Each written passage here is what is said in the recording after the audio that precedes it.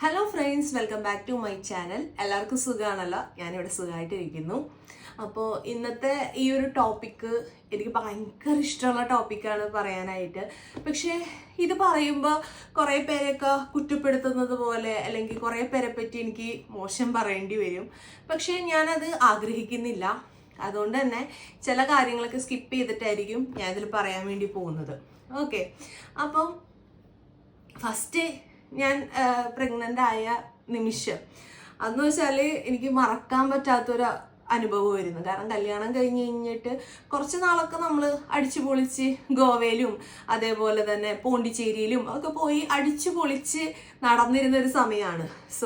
അപ്പം പിന്നെ തൊട്ട് അമ്മയൊക്കെ ചോദിച്ചു തുടങ്ങി, എന്താണ് നിങ്ങൾക്ക് കുട്ടികളൊന്നും ആയില്ലേ, നിങ്ങൾ നോക്കുന്നില്ലേ എന്നൊക്കെ. എന്നിട്ട് പിന്നെ അമ്മ എന്താ പറയുക, അമ്പലത്തിലൊക്കെ ഒരുപാട് വഴിപാട് നേർച്ചയൊക്കെ നേരാൻ തുടങ്ങി. അപ്പോഴാണ് നമ്മളും ഒരു കുട്ടി വേണം എന്നൊക്കെ നമ്മൾ ചിന്തിച്ചു തുടങ്ങിയത്. അതുവരെ അങ്ങനെ കുട്ടി വേണം എന്നൊന്നും അങ്ങനെ ഉണ്ടായിരുന്നില്ല. പക്ഷെ ചില സിംറ്റംസ് ഒക്കെ കാണുമ്പോൾ നമ്മൾ ആ ഒരു പ്രഗ്നൻസി കിറ്റ് മേടിച്ച് ടെസ്റ്റ് ചെയ്ത് നോക്കും, നെഗറ്റീവ് ആയിരുന്നു. അങ്ങനെ രണ്ട് പ്രാവശ്യം ഞങ്ങൾ ചെയ്ത് നോക്കിയിട്ടുണ്ട്. അതൊക്കെ നെഗറ്റീവ് ആയിരുന്നു. ദെൻ തേർഡ് പ്രാവശ്യം അപ്പം എൻ്റെ ഒരു ഫ്രണ്ട് ഉണ്ടായിരുന്നു, ഞങ്ങൾ ഒരുമിച്ച് പഠിച്ചതാണ് 10th. അപ്പം അവളും കല്യാണം കഴിഞ്ഞ് ചെന്നൈയിൽ വേറെ സ്ഥലത്തായിരുന്നു, സെൻറ്ററിലായിരുന്നു. അപ്പം അവൾക്കും ഇത് ഏകദേശം അങ്ങനത്തെ സിംറ്റംസ് ഒക്കെ ഉണ്ടായിരുന്നു പ്രഗ്നൻ്റ് ആവണേൻ്റെ. അപ്പം എനിക്കും അങ്ങനത്തെ കുറേ സിംറ്റംസും കാര്യങ്ങളൊക്കെ ഉണ്ടായിരുന്നു. പക്ഷേ എനിക്കങ്ങനെ അപ്പം അഭി വന്നിട്ട് പറഞ്ഞു നമുക്കെന്നാൽ ടെസ്റ്റ് ചെയ്ത് നോക്കാം എന്ന് പറഞ്ഞു. അങ്ങനെ അഭി പോയി പ്രഗ്നൻസി കിറ്റൊക്കെ മേടിച്ചിട്ട് വന്നു. അപ്പം അതിന് മുന്നേ ഞാൻ ഭയങ്കര പ്രാർത്ഥനയായിരുന്നു കൃഷ്ണനോട്. കാരണം ഞാൻ എൻ്റെ കല്യാണം നടക്കുമ്പോൾ ഒരു നടവഴിപാട് നടത്താമെന്ന് ഒരു നേർച്ച നേർന്നിട്ടുണ്ടായിരുന്നു. അഭിയുടെ അച്ഛൻ വന്ന് വീട്ടിൽ വന്ന് സംസാരിക്കുകയാണ്, കാരണം കാര്യങ്ങളൊക്കെ ഉറപ്പിച്ച് കഴിഞ്ഞിട്ടുണ്ടെങ്കിൽ പിന്നെ എനിക്ക് എന്നെ കിട്ടുവാണെങ്കിൽ ഞാൻ ഗുരുവായൂർ അമ്പലത്തിൽ നടവഴിപാട് നടത്താമെന്ന് പറഞ്ഞിട്ടുണ്ടായിരുന്നു. പക്ഷെ കല്യാണം കഴിഞ്ഞ് 3 മാസം കഴിഞ്ഞപ്പോൾ തന്നെ ഞാൻ ചെന്നൈയിലോട്ട് പോന്നു. അതുകൊണ്ടിട്ട് എനിക്ക് നടത്താൻ പറ്റിയില്ല. അപ്പോൾ ദൈവങ്ങളെയൊക്കെ വിളിച്ചിങ്ങനെ പറയുമായിരുന്നു, ഞാൻ നടവഴിപാട് നടത്താത്തത് കൊണ്ടിട്ടാണോ എനിക്കൊരു കൊച്ചിനെ തരാത്തത്, പിന്നെ എന്താണ് ഇങ്ങനെ ഭയങ്കരമായിട്ട് ഞാൻ പറഞ്ഞിരിക്കും, എന്തെങ്കിലും തരാമെന്ന് പറഞ്ഞാൽ മാത്രമേ ദൈവങ്ങൾക്ക് ഞങ്ങളോട് സ്നേഹം ഉണ്ടാവുള്ളൂ, അങ്ങനെയൊക്കെ പറഞ്ഞ് ദൈവത്തിന് ഇങ്ങനെ ഒന്ന് പറഞ്ഞുകൊണ്ടിരിക്കണമായിരുന്നു. അപ്പം അഭി പ്രഗ്നൻസി കിറ്റ് മേടിച്ചിട്ട് വന്നു, ടെസ്റ്റ് ചെയ്തു.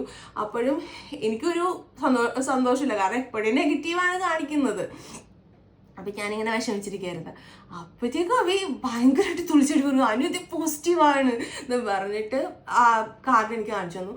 അങ്ങനെ അമ്മേനെയൊക്കെ വിളിച്ചൊക്കെ പറഞ്ഞു. അത് കഴിഞ്ഞിട്ട് നമ്മൾ ഡോക്ടറിനെ കൺസൾട്ട് ചെയ്യാൻ വേണ്ടിയിട്ട് പോയി. ഇവിടെ വാനവിൽ എന്ന് പറഞ്ഞിട്ട് ചെന്നൈയിൽ മറൈമലറിൽ വാനവില്ലിൽ ഉമാമഹേശ്വരി എന്ന് പറഞ്ഞിട്ടുള്ള ഡോക്ടറാണ് എന്നെ നോക്കിയത്. നല്ല ഡോക്ടറായിരുന്നു കേട്ടോ. അപ്പം നമ്മൾ ഈ പ്രഗ്നൻ്റ് ആയിരിക്കുന്ന സമയത്ത് നമ്മളോട് പറയില്ലേ പൈനാപ്പിൾ കഴിക്കാൻ പാടില്ല, പപ്പായ കഴിക്കാൻ പാടില്ല. അപ്പം അമ്മ എന്നോട് പറഞ്ഞു, ഡോക്ടറിനോട് ചോദിക്കാൻ പറഞ്ഞു കേട്ടോ, അതൊന്നും കഴിക്കാൻ പാടില്ല, ചോദിക്കാൻ പറഞ്ഞു.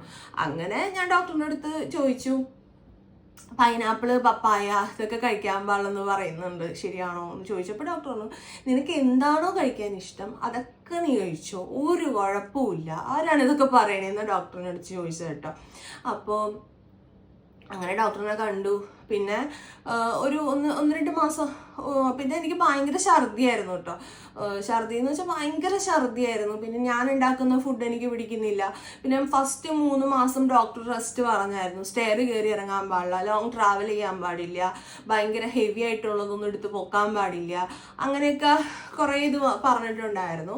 അപ്പം എന്ത് കഴിച്ചാലും ഛർദിക്കും, ഭയങ്കര ഛർദിയായിരുന്നു. അങ്ങനെ ഇപ്പം അമ്മയ്ക്ക് തയ്ക്കാനൊക്കെ ഉള്ളതുകൊണ്ട് അമ്മക്ക് വന്ന് നിൽക്കാനായിട്ടുള്ള ആ ഒരു ഇതുണ്ടായിരുന്നില്ല. പക്ഷേ എൻ്റെ അമ്മാമ്മയാണ് എന്നെ വന്ന് നിന്ന് 3 മാസം നോക്കിയത്. അമ്മാമയും ചേട്ടനും കൂടെ വന്നിട്ട് അമ്മാമ്മേനോട് നിർത്തിയിട്ട് അവർ പോയി. പിന്നെ അമ്മാമ്മയാണ് എൻ്റെ എല്ലാ കാര്യങ്ങളും നോക്കിക്കൊണ്ടിരുന്നത് കേട്ടോ. കുക്കിങ്ങും കാര്യങ്ങളൊക്കെ അമ്മാമ്മയായിരുന്നു. പിന്നെ ഹെവി ആയിട്ട് അന്ന് വാഷിംഗ് മെഷീനൊന്നും ഉണ്ടായിരുന്നില്ല. അലക്ക് അങ്ങനത്തെ കാര്യങ്ങളൊക്കെ അബിയാണ്, ഭയങ്കര ഹെവി ആയിട്ടുള്ള കാര്യങ്ങളൊക്കെ അബിയായിരുന്നു ചെയ്തുകൊണ്ടിരുന്നത്. വെച്ചാൽ കുക്കിങ് അങ്ങനത്തെ കാര്യങ്ങൾ അമ്മാമ്മ ചെയ്യുമായിരുന്നു. അങ്ങനെയായിരുന്നു. അപ്പോൾ ആ ഒരു സമയമായപ്പോൾ എനിക്ക് ബ്ലഡ് ടെസ്റ്റ് ഒക്കെ ചെയ്തപ്പോൾ എനിക്ക് തൈറോയിഡിൻ്റെ പ്രശ്നം ഉണ്ടായിരുന്നു. അപ്പം രാവിലെ തൈറോയിഡിൻ്റെ ടാബ്ലറ്റ് കഴിക്കണം. പിന്നെ 1 മണിക്കൂറിന് ശേഷമാണ് നമുക്ക് ചായ തൊട്ട് ഫുഡ് കാര്യങ്ങളൊക്കെ കഴിക്കാൻ വേണ്ടിയിട്ട് പറ്റുള്ളൂ. അത് പ്രഗ്നൻസി ടൈമിൽ മാത്രം വരുന്ന ഇതാണ്. പിന്നെ ഒരു 4 months കഴിഞ്ഞപ്പോഴത്തേനും 4 month കഴിഞ്ഞപ്പോഴത്തേനും നമ്മൾ നാട്ടിലോട്ട് പോകുന്നായിരുന്നു. അതൊരു ഡിസംബറിലായിരുന്നു തോന്നുന്നുണ്ട്. 4 മാസം കഴിഞ്ഞപ്പോഴത്തേനും നമ്മൾ നാട്ടിലോട്ട് വന്നായിരുന്നു. നാട്ടിലോട്ട് വന്നിട്ട് പിന്നെ ഞാൻ എൻ്റെ ഡെലിവറി കഴിയുന്നത് വരെ, ഡെലിവറി കഴിഞ്ഞു ലാസ്റ്റ് ചെന്നൈക്ക് വരണത് വരെ ഞാൻ എൻ്റെ വീട്ടിൽ തന്നെയായിരുന്നു നിന്നിരുന്നത് വെച്ചത്. പിന്നെ ഞാൻ ഡോക്ടറിനെ കൺസൾട്ട് ചെയ്തത് KMK ഹോസ്പിറ്റലിൽ സുധ എന്ന് പറഞ്ഞിട്ടുള്ള ഡോക്ടറിനെ ആയിരുന്നു. ദെൻ KMK ചൂസ് ചെയ്യാനായിട്ടുള്ള കാര്യം എന്ന് പറഞ്ഞിട്ടുണ്ടെങ്കിൽ എൻ്റെ അമ്മ എൻ്റെ ചേട്ടനെയും എന്നെയും പ്രസവിച്ചത് KMKയിലായിരുന്നു. അന്ന് ഡോക്ടർ രാഗം എന്ന് പറഞ്ഞിട്ടുള്ളൊരു ഡോക്ടറായിരുന്നു. സോ ഈ രാഗം ഡോക്ടർ ഇപ്പം ചേട്ടൻ്റെയും ഒക്കെ എൻ്റെ ഡെലിവറിക്ക് എടുക്കുമ്പോൾ ആ സമയത്ത് സുധാ ഡോക്ടർ അവിടെ ട്രെയിനിങ് ആയിട്ട് കയറിയേക്കുമായിരുന്നു. സോ അമ്മ പറഞ്ഞു ഇത്രയും എക്സ്പീരിയൻസ്ഡ് ആയിട്ടുള്ള ഡോക്ടേഴ്സും കാര്യങ്ങളൊക്കെയാണ്, സോ അവിടെ മതി എന്ന് പറഞ്ഞു. അങ്ങനെ നമ്മൾ അവിടെയാണ് കാണിച്ചത്, KMKയിലാണ് കാണിച്ചത്. അപ്പോൾ ആദ്യം ഡോക്ടർ നമ്മൾ ഇതുവരെയുള്ള കാര്യങ്ങൾ നമ്മൾ ചെന്നൈയിലായിരുന്നു. അപ്പോൾ ചുമ്മാ സെന്തമിഴാണ്, അവർക്ക് മനസ്സിലാവണില്ല അങ്ങനെയൊക്കെ പറഞ്ഞായിരുന്നു കേട്ടോ. പിന്നെ എനിക്ക് ഇത്തിരി ഭയങ്കര പെയിൻഫുൾ ആയിട്ടുള്ള ഒരു എന്ന് പറഞ്ഞിട്ടുണ്ടെങ്കിൽ ഇവിടെ ഞാൻ പറഞ്ഞല്ലോ ചെന്നൈയിൽ ഒരു 3 മാസം കാണിച്ചപ്പോൾ അതിൻ്റെ ഇടയ്ക്ക് എനിക്ക് ബേബി കിടക്കണോടത്ത ഫ്ലൂയിഡ് കുറവായിരുന്നു എന്നും പറഞ്ഞിട്ട് 3 ആഴ്ച അടുപ്പിച്ച് എനിക്കൊരു 3 ഇഞ്ചക്ഷൻ ചെയ്തായിരുന്നു. ആ ഇഞ്ചക്ഷൻ ഭയങ്കര പെയിൻഫുൾ ആയിരുന്നു. അത് മാത്രമേ എനിക്ക് ഭയങ്കര പെയിനായിട്ട് തോന്നിയുള്ളൂ. കാരണം ഞാൻ ഇത് എടുക്കാൻ പോകുമ്പോൾ തന്നെ എനിക്ക് ഭയങ്കര പേടിയായിരുന്നു. കാരണം ഭയങ്കര പെയിനായിരുന്നു ആ ഇഞ്ചക്ഷന്. ദെൻ അത് കഴിഞ്ഞിട്ട് KMKയിൽ സുധാ ഡോക്ടറിനെ കൺസൾട്ട് ചെയ്തത്.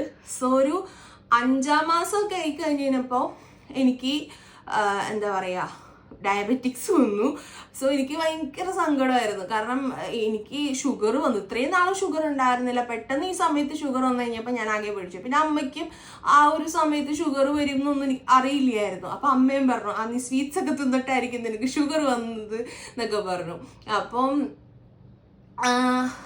സുധാ ഡോക്ടർ അവർ പറഞ്ഞു ഇല്ല ഇത് പ്രഗ്നൻസി ടൈമിലുള്ള ഡയബറ്റിക്സ് ആണ്, പ്രഗ്നൻസി കഴിയുമ്പോൾ നോർമൽ ആയിരിക്കും എന്ന് പറഞ്ഞു. അങ്ങനെ ഷുഗർ വന്നു. അപ്പോൾ എനിക്ക് എന്താ പറയുക വിനായകൻ എന്ന് പറഞ്ഞിട്ടൊരു ഡോക്ടറുണ്ട്, ഫിസിഷ്യൻ KMKയിൽ. അപ്പം ആളെന്ന് പറഞ്ഞാൽ നല്ല വെളുത്തിട്ട് നല്ല അടിപൊളിയാണ് ഡോക്ടറെ കാണാൻ. പക്ഷെ ഡോക്ടറിന് ഗോൾഡ് എന്ന് പറയുന്ന സാധനങ്ങളോട് ഭയങ്കര ക്രേസാണ്. പേന, ലാപ്ടോപ്പ്, ഡോക്ടറിൻ്റെ വാച്ച് എല്ലാം ഒരു ഗോൾഡ് കളറാണ് കേട്ടോ.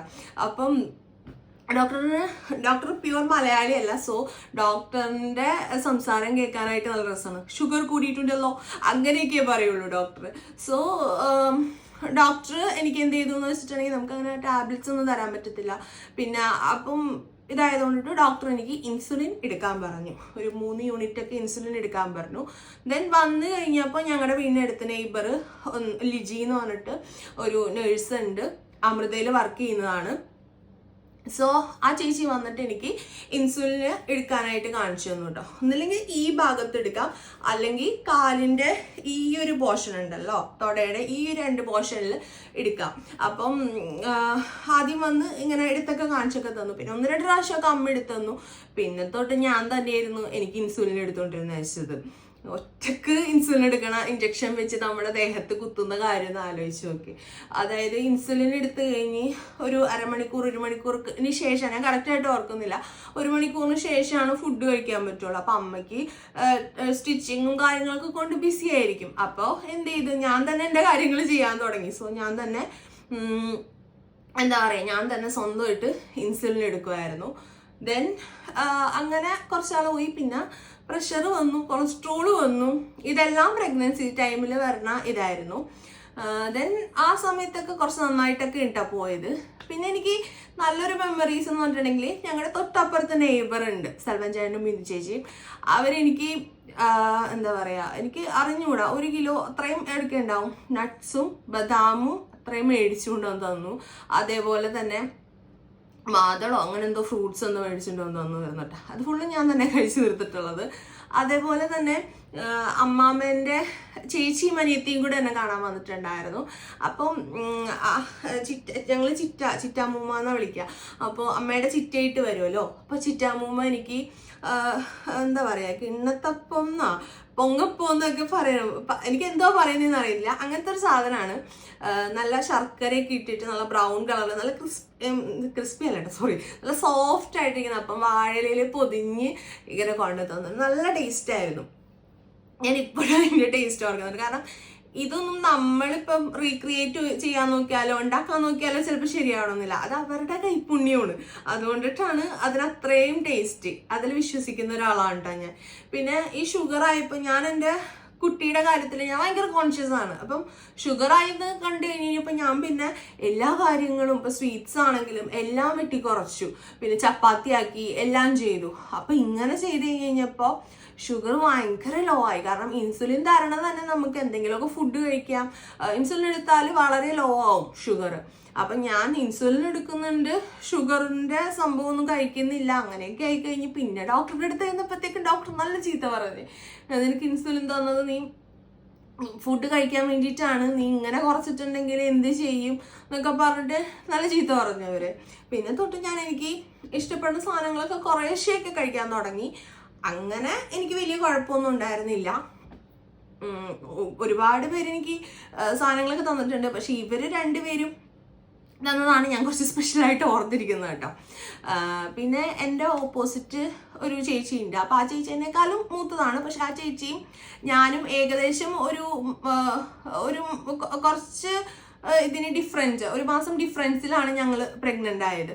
ആ ചേച്ചിയുടെ ഡെലിവറി മെയ് ലാസ്റ്റ് വീക്കായിരുന്നു. എൻ്റെ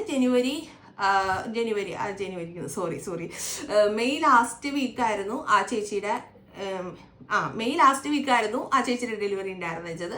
എൻ്റെ ജൂൺ 9 ഉണ്ടായിരുന്നത്. 2020 ജൂൺ 9 ജാൻവി ഉണ്ടായിരുന്നത് കേട്ടോ. അപ്പം പിന്നെ KMKയിൽ സ്കാനും കാര്യങ്ങളൊക്കെ, ഒരു സ്കാൻ ചെയ്യാൻ തന്നത് 5 months ഒരു സ്കാൻ ചെയ്യാൻ വന്നത് ആലുവയിലായിരുന്നു. പിന്നെന്താ, അവിടെ പോയിട്ട് വരണ വഴിക്ക് ഒരു പന്നല് അമ്മ കണ്ടിട്ട് ആ പന്നലെടുത്തിട്ട് പോകുന്നു. പന്നല് നട്ട് അത് ഭയങ്കര വലിയ ഇതായി.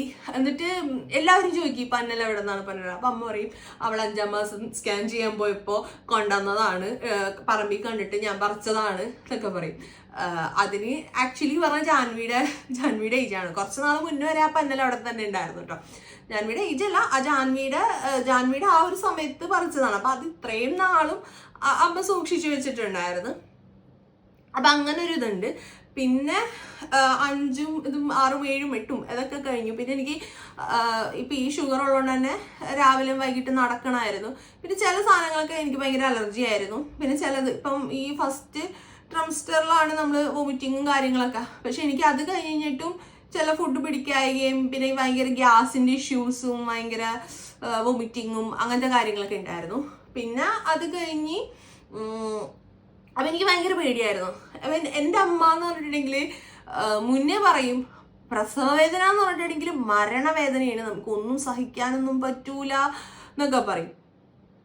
അതേപോലെ തന്നെ ചേട്ടൻ പറഞ്ഞിട്ടുള്ള കാര്യമാണ്, നിന്റെ ഭാവനെ കാണാനായിട്ട് നല്ല ഭംഗിയായിരിക്കും കാണാനായിട്ട്, പക്ഷെ പ്രസവ വേദന നല്ല ഭയങ്കര വേദനയായിരിക്കും. കാരണം ഈ ഒരു കുഞ്ഞി ഇതിൽ കൂടെ കൊച്ചു പുറത്തോട്ട് വരണ്ടേ, അപ്പം നല്ല വേദനയായിരിക്കും എന്ന് പറഞ്ഞു. അപ്പം ഇവരൊക്കെ ഇങ്ങനെ പറഞ്ഞു. അപ്പം എൻ്റെ വിചാരം, അയ്യോ ഞാനിനി പ്രസവിക്കാൻ വേണ്ടി പോയി കഴിഞ്ഞാൽ ഞാൻ തിരിച്ചു വരൂല, ഞാൻ തട്ടിപ്പോവും. ഇതൊക്കെയാണ് ഞാൻ വിചാരിച്ചുകൊണ്ടിരുന്നത്.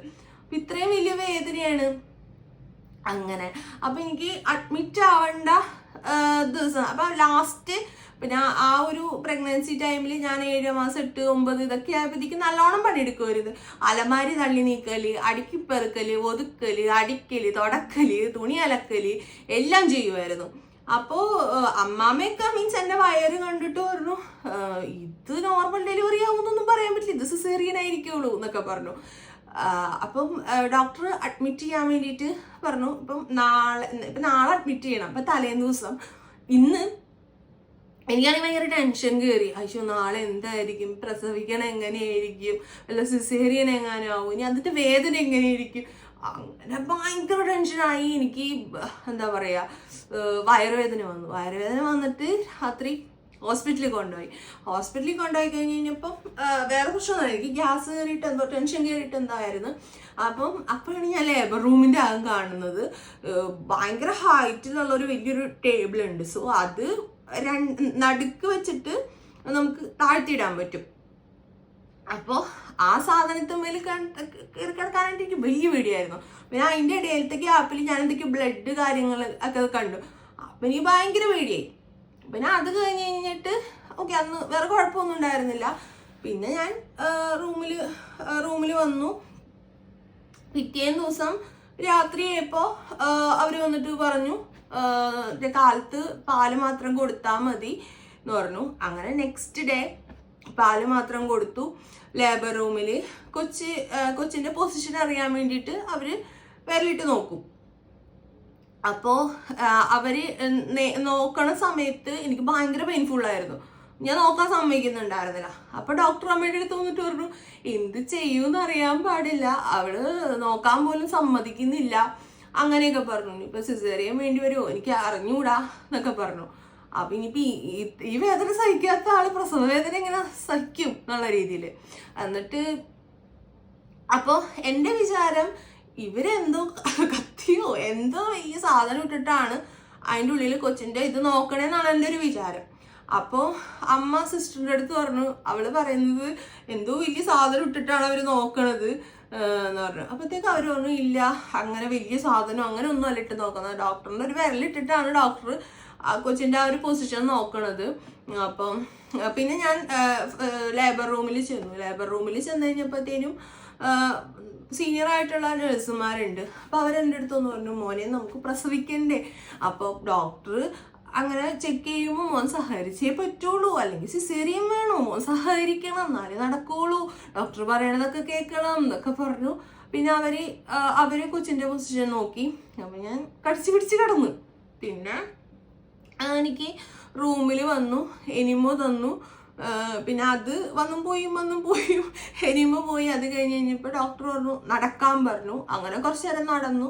പിന്നെ ലേബർ റൂമിൽ കയറി കഴിഞ്ഞപ്പോൾ പിന്നെ ഇവരിങ്ങനെ പറഞ്ഞേക്കൊണ്ട് ഡോക്ടർ ചെക്ക് ചെയ്തപ്പോൾ ഞാൻ മര്യാദ കിടന്നൊക്കെ കൊടുത്തു. അത് കഴിഞ്ഞിട്ട് അവർ എനിക്ക് പെയിൻ വരാനായിട്ടുള്ള ഇഞ്ചക്ഷൻ തന്നു. അപ്പം യൂറിൻ പോകാനായിട്ട് ട്യൂബ് ഇട്ടു, പെയിൻ പോണ ഇഞ്ചക്ഷൻ തന്നു. എന്നിട്ട് ഒരു സ്റ്റൂള് പോലത്തെ സംഭവമുണ്ട്, അതുമേൽ ഇങ്ങനെ ഒരു ബൗള് പോലത്തെ എന്തോ ഒരു സ്റ്റീലിൻ്റെ ഒരു ഇതുണ്ട്. എന്നെ അവിടെ ഇരുത്തിയിട്ട് ഡോക്ടർ OP പോയി. അപ്പോൾ എനിക്ക് കുറച്ച് നേരം കഴിഞ്ഞപ്പോൾ ഇങ്ങനെ വേദന വരാൻ തുടങ്ങി. വേദന വരും പോവും അങ്ങനെ. അപ്പം ഞാൻ അവിടെ ഇരുന്നിട്ട് നമശിവായ എന്നിങ്ങനെ മനസ്സിൽ ചൊല്ലിക്കൊണ്ടിരിക്കുകയായിരുന്നു. അങ്ങനെ പിന്നെ പോകെ വലിയ വേദന വരാൻ തുടങ്ങി. ഭയങ്കരമായിട്ട് വേദന വന്നു. ആദ്യമൊക്കെ വേദന വന്ന് കുറച്ച് നേരം നിന്ന് പോവുമായിരുന്നു. പിന്നെ വേദന വന്നത് അവിടെ കുറേ നേരം നിന്നിട്ടായിരുന്നു പോയിക്കൊണ്ടിരുന്നത് വെച്ചത്. അപ്പം ഞാൻ വീണ്ടും നമശിവായ ഇങ്ങനെ മനസ്സിൽ ചൊല്ലിക്കൊണ്ടിരിക്കുകയാണ്. അപ്പം പിന്നെ ഇങ്ങനെ വേദന കൂടി വരുമ്പോൾ എനിക്ക് നമശിവായ ചൊല്ലാൻ പറ്റുന്നില്ല. പിന്നെ ഞാൻ അതായി ദൈവം എനിക്ക് നമശിവായ ചൊല്ലാൻ പറ്റുന്നില്ലല്ലോ എന്നും പറഞ്ഞ് പിന്നെ ഇങ്ങനെ നമശിവായ തന്നെ ഇങ്ങനെ ചൊല്ലിക്കൊണ്ടിരിക്കുകയായിരുന്നു. അപ്പം എൻ്റെ വേസ്റ്റ് എടുക്കാൻ വേണ്ടിയിട്ട് ഒരു ചേച്ചി വന്നിട്ടുണ്ടായിരുന്നു. അപ്പം ആ ചേച്ചി ഞാനവിടെ ഇരിക്കുന്നുണ്ട്. അപ്പോൾ ചേച്ചി മോനെ നടുവേന എടുക്കണുണ്ടാ, നടു തിരുമ്മിത്തരണാ എന്ന് ചോദിച്ചു. ഞാൻ മോനെ വേണ്ട ചേച്ചി എന്ന് പറഞ്ഞു. പിന്നെ വേദന കുറച്ച് നേരം കഴിഞ്ഞപ്പോൾ വേദന ഇങ്ങനെ കൂടി പറഞ്ഞിട്ട് ഞാൻ നമശിവായ ചൊല്ലിക്കൊണ്ടിരിക്കുക. അപ്പം ആ ചേച്ചി വന്നിട്ട് എൻ്റെ നടു ഇങ്ങനെ തിരുമ്മിത്തന്നു. ഞാൻ പറഞ്ഞും കൂടി ഇല്ല, ചേച്ചി പുറകിൽ വന്നിട്ട് നടു ഇങ്ങനെ തിരുമ്മിത്തന്നു. ഞാൻ ചേച്ചി ഭയങ്കരമായിട്ട് ഓർക്കുന്നുണ്ട് കേട്ടോ. കാരണം ആ ഒരു സമയത്ത് നമുക്ക് ആ ചേച്ചി മാത്രമേ ഉണ്ടായിരുന്നുള്ളൂ. ആ ചേച്ചി ഉണ്ട്. പിന്നെ ഡോക്ടർ OP പോയേക്കാണ്. ഒരു ഹെഡ് നേഴ്സ് ഡോക്ടറിൻ്റെ കൂടെ പോകും. അപ്പോൾ ആ ചേച്ചി പറയാണ്ട് വന്ന് എനിക്കിങ്ങനെ നടുവൊക്കെ ഇങ്ങനെ തിരുമ്മിയൊക്കെ തന്നിട്ടാ. അത് കഴിഞ്ഞിട്ട് പിന്നെ ഡോക്ടർ വന്നപ്പോൾ ഞാനാണെങ്കിൽ പാല് മാത്രമേ കുടിച്ചിട്ടുള്ളൂ. അത് എനിമോയും തന്ന് ഡോക്ടറും പിന്നെ ഞാൻ പറഞ്ഞല്ലോ വിനായകൻ എന്ന് പറഞ്ഞ ഡോക്ടർ, ഇവര് തമ്മിൽ വടയും ചായയും കുടിക്കണം. അത് തൊട്ടപ്പോഴത്തേക്ക് എനിക്ക് ദേഷ്യം കയറി. അത് കഴിഞ്ഞ് ഡോക്ടർ വന്നിട്ട് എന്നോട് പറഞ്ഞു നിനക്ക് വയറ്റിന്ന് പോണ പോലെ തോന്നുന്നുണ്ടെങ്കിൽ പറയാൻ പറഞ്ഞു. ആ സമയത്ത് തന്നെ എനിക്ക് അങ്ങനെ വന്നു. അപ്പോൾ ഡോക്ടർ ടേബിളിൽ കിടക്കാൻ പറഞ്ഞു. അങ്ങനെ ടേബിളിൽ കിടന്നു. മറ്റേ ഞാൻ പറഞ്ഞല്ലോ ഇങ്ങനെ രണ്ടായിട്ട് മടക്കാൻ പറ്റുന്ന ടേബിളാണ്, അതവർ മടക്കി. എന്നിട്ട് പിന്നെ ഡോക്ടർ ആ കൊച്ചു കിടക്കണോടത്തെ വെള്ളം പൊട്ടിച്ചു, അവിടുത്തെ ആ ഫ്ലൂയിഡ് വെള്ളം പൊട്ടിച്ചു കളഞ്ഞു. അപ്പം പിന്നെ എനിക്ക് പിന്നത്തെ ഒരു പ്രശ്നം എന്ന് പറഞ്ഞാൽ ഇവർ ടേബിളിൽ കത്രിക കാർപ്പ് എല്ലാം എടുത്ത് വെച്ചിട്ടുണ്ട്. അപ്പം ഡോക്ടർ പറഞ്ഞു, സേതു ഇതൊന്നും നിനക്കുള്ളതല്ല, ഞങ്ങളിത് വേറൊരു ആവശ്യത്തിന് വേണ്ടി എടുത്തു വെച്ചേക്കണേന്ന് പറഞ്ഞു. പിന്നെ ഈ ഒരു സമയമായപ്പോഴത്തേനും പുറത്ത് വേറെ കുറേ നേഴ്സുമാരും എല്ലാവരും വന്ന് എന്നെ പിടിക്കാൻ വേണ്ടിയിട്ട്. പക്ഷെ 2 ഹെഡ് നേഴ്സുമാർ അപ്പുറത്തും ഇപ്പുറത്തും എൻ്റെ മേളിൽ വന്ന് കിടക്കുമായിരുന്നു അവർ. എന്നിട്ട് ഡോക്ടർ പുഷ് ചെയ്യാൻ പറയുമ്പോഴത്തേനും ഇവരെന്നോട് പറയും നന്നായിട്ട് പുഷ് ചെയ്യുമെന്ന് പറയും. പിന്നെ ഞാൻ നമുക്ക് എണീറ്റ് പോകാനൊന്നും പറ്റില്ലല്ലോ, ഞാൻ അവർക്ക് വേണ്ടിയിട്ട് ഡെഡിക്കേറ്റ് ചെയ്തു. അപ്പം അവർ പുഷ് ചെയ്യാൻ പറയുമ്പോൾ ഞാൻ നന്നായിട്ട് പുഷ് ചെയ്യും. അപ്പം ആദ്യത്തെ പ്രാവശ്യം എനിക്ക് ബ്രീത്ത് ചെയ്യാൻ പറ്റില്ല, അതുകൊണ്ട് പുഷ് ചെയ്തപ്പോൾ ഞാനത് വിട്ടുപോയി. അപ്പോൾ അവർ പിന്നെയും പുഷ് ചെയ്യാൻ പറഞ്ഞ്, അപ്പം ഞാൻ നന്നായിട്ട് പുഷ് ചെയ്തു. അപ്പം തന്നെ ജാമ്യം പുറത്തോട്ട് വന്നു. അപ്പം ഈ വന്നവർക്ക് ആർക്കും എന്നെ പിടിക്കേണ്ടി വന്നില്ല. അങ്ങനെ ജാമ്യം പുറത്തോട്ട് വന്നു. പിന്നെ കൊച്ചിനെ തുടക്കാനും കാര്യങ്ങൾക്ക് വേണ്ടിയിട്ട് അവർ പോയി. ഡോക്ടർ എനിക്ക് സ്റ്റിച്ച് ഇട്ടുകൊണ്ടിരിക്കുമായിരുന്നു. ചെറുതായിട്ട് മീൻസ് കഴുത്തിൽ ഒന്ന് ചുറ്റിയിട്ടുണ്ടായിരുന്നു, പക്ഷെ ലാസ്റ്റ് സ്കാൻ ചെയ്തപ്പോൾ അത് കണ്ടില്ലായിരുന്നു. പിന്നെ അവിടെ ഇങ്ങനെ പൊട്ടിച്ചു കൊടുക്കുമല്ലോ കുട്ടി പെട്ടെന്ന് പുറത്തോട്ട് വരാൻ വേണ്ടിയിട്ട്. അപ്പോൾ ആ സ്റ്റിച്ച് ഇടുമായിരുന്നു. അപ്പം എനിക്ക് അതും ഭയങ്കര പേടിയായിരുന്നു, അവരിങ്ങനെ ഇങ്ങനെ പൊട്ടിച്ചു കൊടുക്കുമ്പോൾ വേദന എടുക്കുമെന്ന്. അപ്പം എൻ്റെ ഫ്രണ്ട് ഉണ്ട്, അപ്പോൾ അവളോട് ചോദിച്ചപ്പോൾ അവൾ പറഞ്ഞു ഇല്ലടി വേദന എടുക്കില്ല, നമ്മൾ അത്രയും വേദന എടുക്കുന്നതിൻ്റെ ഇടയിൽ ഇവരിങ്ങനെ ചെയ്യുമ്പോൾ നമുക്ക് വേദന ഒന്നും എടുക്കില്ല എന്ന് പറഞ്ഞു. അങ്ങനെ കുഴപ്പമൊന്നും ഉണ്ടായിരുന്നില്ല കേട്ടോ. എന്നിട്ട് പിന്നെ ഡോക്ടർ സ്റ്റിച്ചിട്ടതാണ് എനിക്ക് കുറച്ച് വേദനയായിട്ട് തോന്നിയത്. പിന്നെ ഡോക്ടറിനോട് ചോദിച്ചു, സേതു നീ കണ്ടാ നിന്റെ മോളെ എന്ന് പറഞ്ഞു. അപ്പത്തേക്കും ജാമീൻ അവർ തുടച്ച് എൻ്റെ അടുത്തോട്ട് കൊണ്ടുവന്നു. ഞാൻ അത് കയ്യിലോട്ടാണ് നോക്കിയത്.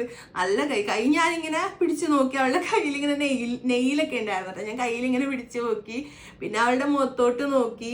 ഇവിടെയൊക്കെ നല്ല കുഞ്ഞു ഹെയർ ആയിട്ട് നല്ല റോസ് കളറിലിരിക്കുന്ന നല്ലൊരു വാവ. അപ്പോൾ അവരെൻ്റെ അടുത്തോട്ട് ഇങ്ങനെ കൊണ്ടുതന്നു. അപ്പം ഞാനിങ്ങനെ നെറ്റിയിൽ ഞാനിങ്ങനെ ഉമ്മ വെച്ചു.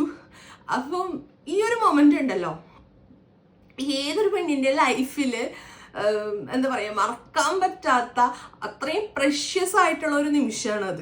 കാരണം അത്രയും വേദനയൊക്കെ തിന്ന് ആ കൊച്ചിനെ കൊണ്ടുവരണം ആ ഒരു നിമിഷം ഉണ്ടല്ലോ, എക്സ്പീരിയൻസ് ചെയ്തിട്ടില്ലെങ്കിൽ എക്സ്പീരിയൻസ് ചെയ്യണം ആ ഒരു മൊമെന്റ്. കാരണം ഇത്രയും നാളെ നമ്മൾ കാണാൻ കാത്തിരുന്ന് നമുക്ക് ആകെ കൂടെ അവരിങ്ങനെ അനങ്ങുമ്പോഴല്ലേ നമുക്ക് അറിയാൻ പറ്റുള്ളൂ. അപ്പം ആ ഒരു മൊമെന്റ് എന്ന് പറഞ്ഞിട്ടുണ്ടെങ്കിൽ ഉണ്ടല്ലോ ലൈഫിൽ ഉണ്ടാവണം. കാരണം ആ ഒരു മൊമെന്റ് എനിക്ക് പറഞ്ഞറിയിക്കാൻ പറ്റില്ല. എൻ്റെ ലൈഫിൽ ഏറ്റവും നല്ലൊരു മൊമെന്റ് എന്താന്ന് വെച്ചിട്ടുണ്ടെങ്കിൽ അതാണ്. കാരണം എൻ്റെ ജാൻവീനെ എൻ്റെ അടുത്തോട്ട് കൊണ്ടുവന്ന ആ ഒരു നിമിഷം ഉണ്ടല്ലോ, അവളെ ഞാൻ കണ്ട സമയം ഉണ്ടല്ലോ, അതെനിക്ക് ഒരിക്കലും മറക്കാൻ പറ്റൂല. ഇപ്പോഴും എനിക്ക് ഭയങ്കര വിഷമവും കാര്യങ്ങളൊക്കെ വരുമ്പോൾ അവളെൻ്റെ അടുത്തോട്ട് കൊണ്ടുവന്ന ആ ഒരു നിമിഷം ഞാൻ ആലോചിക്കാം. അപ്പം എനിക്ക് എൻ്റെ എല്ലാ വിഷമങ്ങളും എല്ലാം എനിക്ക് മാറും. അങ്ങനെ സ്റ്റിച്ചൊക്കെ ഇട്ടു. അതൊക്കെ കഴിഞ്ഞ് കൊച്ചിനെ എല്ലാവരെയും, അതായത് അമ്മേനെയും എല്ലാവരെയും കാണിക്കാൻ വേണ്ടിയിട്ട് കൊണ്ടുപോയി. അപ്പം അമ്മയുടെ പ്രശ്നം എന്ന് പറഞ്ഞാൽ അമ്മ അവിടെ പ്രാർത്ഥിച്ചുകൊണ്ടിരിക്കുകയായിരുന്നു. അമ്മയും ഉണ്ടായിരുന്നു, ചേട്ടനും ഉണ്ടായിരുന്നു. അപ്പം അവർ ഇങ്ങനെ പ്രാർത്ഥിച്ചുകൊണ്ടിരിക്കുകയായിരുന്നു. അമ്മ ഇങ്ങനെ പറയണ്ടായിരുന്നു, ഞാൻ ഇപ്പം ലളിത സഹസ്രനാമം ചൊല്ലി, വിഷ്ണു സഹസ്രനാമം ചൊല്ലിയല്ല, അമ്മ ഇങ്ങനെ ഇയർഫോൺ വെച്ച് കേട്ടോണ്ടിരിക്കുകയായിരുന്നു. അപ്പം ലളിത സഹസ്രനാമം കേട്ട് വിഷ്ണു സഹസ്രനാമം കേട്ട് കഴിയുമ്പോഴത്തേനും കൊച്ച് വന്നു എന്ന് പറയുന്നു. അമ്മ ഇങ്ങനെ ചേട്ടൻ്റെ അടുത്ത് പറഞ്ഞിട്ടിരുന്ന് കേട്ടോണ്ടിരിക്കുകയായിരുന്നു. അപ്പം ഇടയ്ക്ക് അമ്മ ലേബർ റൂമിൻ്റെ ഫ്രണ്ടിൽ എന്തായിരുന്നു വന്ന് നോക്കുമ്പോഴത്തേക്കും ഡോക്ടർ അറിയുമില്ല, ഒന്നും ആയിട്ടില്ല, പൊക്കോ ആകുമ്പോൾ വന്ന് പറയാമെന്ന് പറയും. അങ്ങനെ കറക്റ്റ് വിഷ്ണു സഹസ്രനാമം ചൊല്ലി കഴിഞ്ഞതിന് ശേഷം കറക്റ്റായിട്ട് നേഴ്സ് വന്ന് പറഞ്ഞു വന്നു എന്ന് പറഞ്ഞു. അപ്പോൾ പിന്നെ അതൊക്കെ കഴിഞ്ഞു. ആദ്യത്തെ ദിവസം അവരെനിക്ക് തന്നില്ല. കാരണം അപ്പോൾ എൻ്റെ അതായത് അമ്മാമ്മയുടെ ചേട്ടൻ്റെ മോളുടെ ഹസ്ബൻഡിൻ്റെ ഒരു റിലേറ്റീവ് KMKയിൽ വർക്ക് ചെയ്യുന്നുണ്ട്. അപ്പം അവരിങ്ങനെ പറഞ്ഞു, മോളിങ്ങനെ പ്രസവിക്കാൻ വേണ്ടിയിട്ട് പോയിക്കാണ്, അവൾക്ക് കുറച്ച് പേടിയും കാര്യങ്ങളൊക്കെ ഉണ്ട്.